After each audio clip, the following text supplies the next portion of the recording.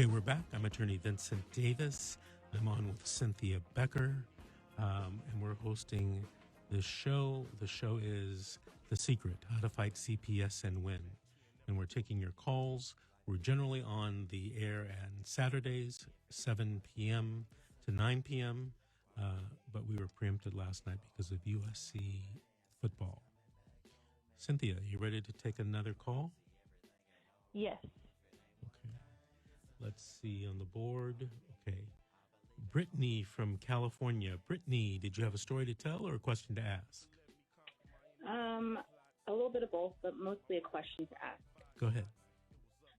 I do want to ask about files, and is there a way to obtain your file from CPS? Right? If your lawyer can, or you can request it. Is your case ongoing or is it closed? It's ongoing. We have trial here on Friday. Yes. Okay, so what you would want to do is you through your attorney, would want to make a request, a discovery request, to get all the file from the CPS social worker. There is something called the delivered service logs, and in Los Angeles County, they're called Title 20s, but everyone knows them across the state as delivered service logs. They're actually the diaries that the CPS social workers who've worked on your case have to keep and have to fill out and submit to the state through a system, and you can get all of those notes and records from the social worker that way. Okay, awesome. And then I have another question. Mm-hmm. So basically I have three girls, and two of them have two fathers. The youngest two are with their paternal aunt, who I did not actually. I did ask him to go there, but that was basically was the very last choice there, or foster care, because I did give them my choices, and for some reason I found something wrong with every single one, of course. Mm-hmm. And the paternal aunt, she was my monitor, and then I knew this was going to happen, but basically at one point during a visit, she just decided to get wild and cuss and whatnot, and she did snatch my kids out of my arms physically. And I told the social worker, and I went higher up, and I told everybody that, and it seems like nothing is being done about that. It's not a concern, and I'm not following rules. As like when they came to the dad's house, because dad's also an offending parent. So, but they do take them over there, and that's okay. So I'm wondering, how do I go about, bringing that up or into the light for the judge?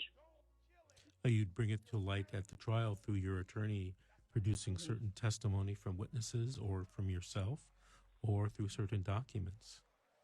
Okay. And then last question is about coaching.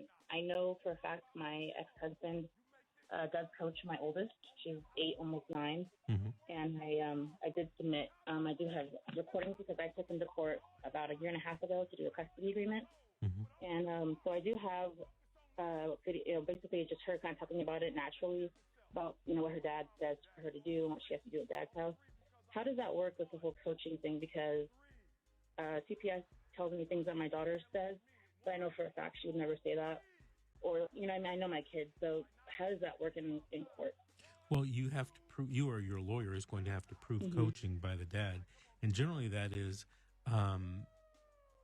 you call the minor, you subpoena the minor in, or you ask for that minor to be present, and then, you cross-examine the child. The problem that you're going to have right now through COVID is if the child is with the father, the child has to appear, via, I think LA uses WebEx or Zoom or something like that. But, you don't know where the father is while the child's giving testimony. Exactly. And she is with him. She's placed her father right now, and the other two, with paternal aunt. So, he's obviously, right there. He's going to be right there. I know that in LA County, when a child has to testify, this just happened to me last week. The child has to be brought, I think, to the minor's office, the minor's attorney's office, where they ensure that the child is alone and, sit or communicate with the child as she's testifying. So you should talk to your attorney about bringing the child into, or getting the child into the courtroom, the virtual courtroom, or to the minor's office, and to make sure that that child testifies, and he or she, as your attorney, can ask questions with respect to coaching by the dad. Are the children involved in therapy of any kind? Well, that's another funny issue. Well, they're going to put my oldest in therapy. I actually did find that out last week that she will be doing mental health services. The other two are too young. They're 2 and 3 months, so they will not be. But I was trying to get her into therapy about a year ago because of my mom passing. And Dad has always refused to, because our custody agreement states that means they have to agree. So if you don't agree, she can't do it. So Dad would never agree to mental health services. And I actually have proof of that because I was using my therapist for her on different days. So, but yeah, they are going to have her do mental health now because it's required. But I have been trying, to get her into, doing that previously. The reason that I asked was because my children were coached by the foster mom, and it made it very difficult to prove anything on my end when my kids were saying things against me, even though they didn't want to. And the reason was because the foster mom was there and involved and forcing them to say the things.